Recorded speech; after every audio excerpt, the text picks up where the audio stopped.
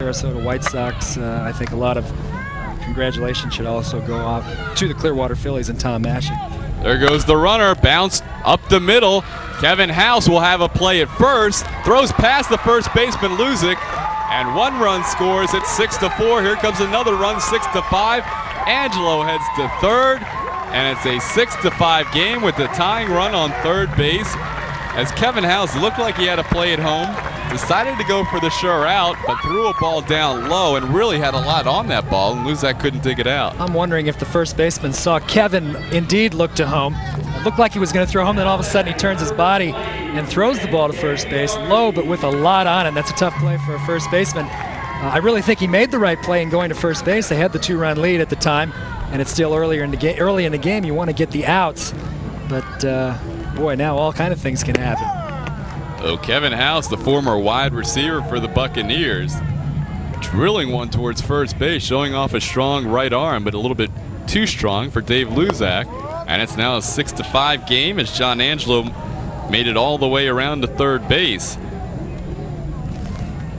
Gagliardi with a 1-1 count. Takes a pitch up high and inside. It's 2-1. So 4 runs in the top of the 4th inning for the West squad has been matched with 4 runs here in the bottom of the 4th for the East squad.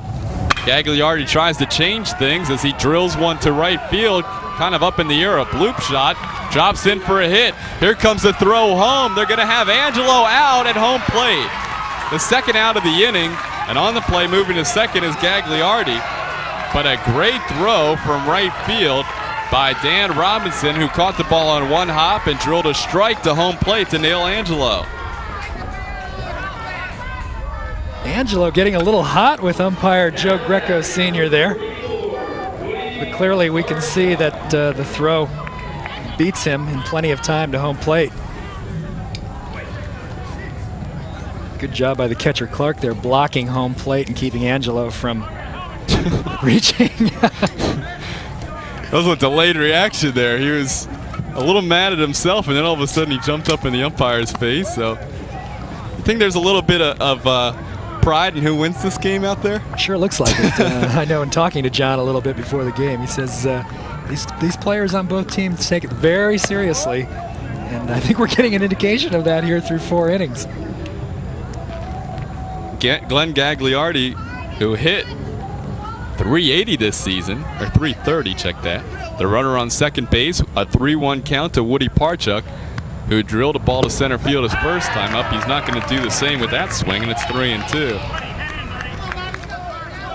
Tying run on second base as Dan Robinson preserves the lead, at least for the time being, with a strong throw from right field. Next pitch, swing and a miss. Catcher thought it was strike 3, so did the scoreboard operator, but it's only strike 2. The count is 2-2 to Woody Parchuk. 6-5, West leads. East has come back strong in the bottom half of the 4th. As the next pitch is sent into center field, Natalie there. He'll make the put out for the final out of the inning. And Len Matuzak, thanks for joining us. We'll see you out in the field. All right, see you later, Todd. Thanks for having me. Maybe we'll see you in the second ball game. All right, Len, thank you very much. Who I can really relate to, because not getting a chance to play all that much, and then when it comes down to playoff and World Series time, he plays a great role. Great bunt by McNally. No play anywhere as Bob bunts with runners on first and second. Now the bases are loaded for the West squad on about as good a bunt as you'll see on any level, placed by Bob McNally. I wanted to mention that it was a good situation or a good time to bunt, Todd, but I didn't think in an all-star game that they would actually do it. But look at that right there. Play like that, the third baseman has to come in on that ball and get the out at first base. He was playing back, hoping that the pitcher could get off and get over and make the play at third, but then you have to make the decision as a third baseman to come out, and you got to get an out. Otherwise, you have what you have going right here, and that's the bases loaded, nobody out, as opposed to second and third and 1 out. Here's Bob Leopardi, and he fouls one back into the left field stands. This is his first at bat. Played college baseball in Massachusetts. New England College in Springfield, Mass. Now he works for the U.S. Postal Service in the area as a mail carrier. He has a chance to bring home some runs here on time as the next pitch is up high, 1-1. As Leopardi, the pitcher, went through the third inning in good shape. Now seeing what he can do at the bat.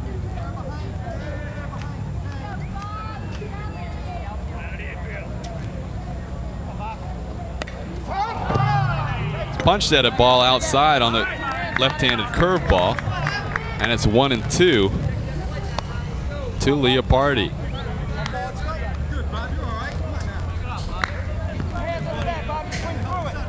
Jerry Halstead trying to work his way out of a jam, has the bases loaded, nobody out. Next pitch, bounced on the ground to second. They're going to come home with the throw. It goes over the catcher's head behind the backstop. 1 run's home, and now 2 runners at second base. Now Leopardi heading back to first, and he'll get there on the error by the second baseman.